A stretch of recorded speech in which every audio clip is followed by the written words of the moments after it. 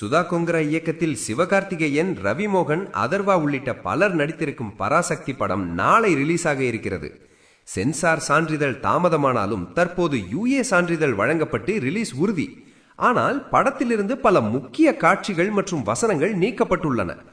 தீ பரவட்டும் வசனம் நீக்கப்பட்டு அதற்கு பதில் நீதி பரவட்டும் சேர்க்கப்பட்டுள்ளது. தீயிட்டு கொளுத்தும் காட்சிகள், வன்முறை காட்சிகள் மற்றும் இறந்த உடற்காட்சிகள் 50% குறைக்கப்பட்டுள்ளன. மேலும் ஹிந்தி அரக்கி என வரும் இடங்களில் அரக்கி வார்த்தை நீக்கம் செய்யப்பட்டது. அரக்கி உருவ பொம்மை எரிப்பு காட்சி, ஹிந்தி எழுத்துகள் மீது சாணம் அடிக்கும் காட்சிகளும் நீக்கப்பட்டுள்ளன. சினிமாவில் அண்ணா பேசும் முக்கிய காட்சி, அந்த அச்சம் எவ்வளவு காலம் உங்களிடம் இருக்கிறதோ அவ்வளவு காலமும் அண்ணா துரைதான் இந்த நாட்டை ஆளுகிறான் எனும் வசனத்தும் சென்சார் போர்டு நீக்கி இருக்கிறது.